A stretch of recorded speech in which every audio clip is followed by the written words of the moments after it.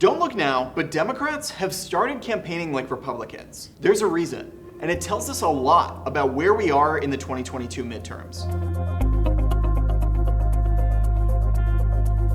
For decades, the basic dynamics of most campaigns have been pretty set. Democrats have laid claim to diversity, equality, opportunity. Republicans have cornered the market on security, values, and freedom. But 2022 is scrambling that. After the overturning of Roe v. Wade and the success in Kansas of using libertarian messaging, many Democrats have taken a hard turn towards embracing the language of freedom. Join us in California, where we still believe in freedom. Freedom is worth fighting for. The freedom to choose. We should use the law to protect our freedom. But there's something even bigger going on. This year, many Democrats are going on the offensive against not just Republican policies, but the idea of conservative America. Demonizing conservatism, burn it all down politics of MAGA Republicans, name-checking red states, MAGA Republican Tiffany Smiley agrees with Texas law, and galvanizing blue states' sense of identity. Overturning protections here in Washington state. Even for here in Rhode Island. This ad from endangered Democratic Congressman Tom Malinowski is the perfect example. Not just claiming the mantle of freedom. Freedom is why I approve this message. But creating a boogeyman out of the right.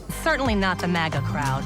And, most importantly, invoking the us versus them dynamic that Republicans have relied on for decades, but Democrats have mostly shied away from. That's what happens when they win. When we vote, we win. We win. And wherever you stand, that's a huge development. For decades, liberals in blue states, especially one in particular, have been demonized by the right in a way that conservatives in red states simply have not by the left. Liberal progressive agenda, which have been trying to turn us into California East. Turn Arizona into California. Ohio into New York.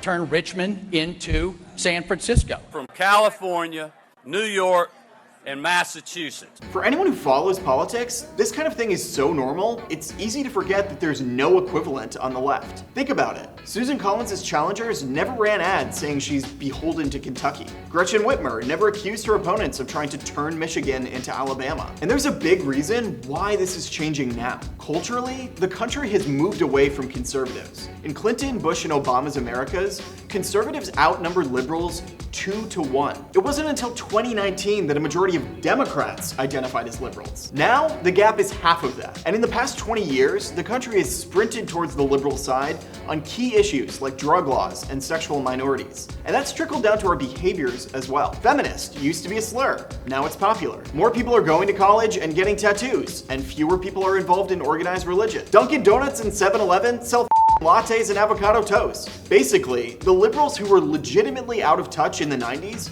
are now culturally closer to the average voter than the conservatives who talk and campaign the same way as 30 years ago. Combine that with Republicans' hard right turn, and it's suddenly possible for Democrats to make the same kind of identity-based appeals that Republicans have been doing for years. But there is still one area Democrats are not going. Republicans routinely ridicule not just liberal governance, but liberal people. This kind of talk is completely normalized for Republican politicians. They want us to be just like California, right down to tofu and silicone and dyed hair.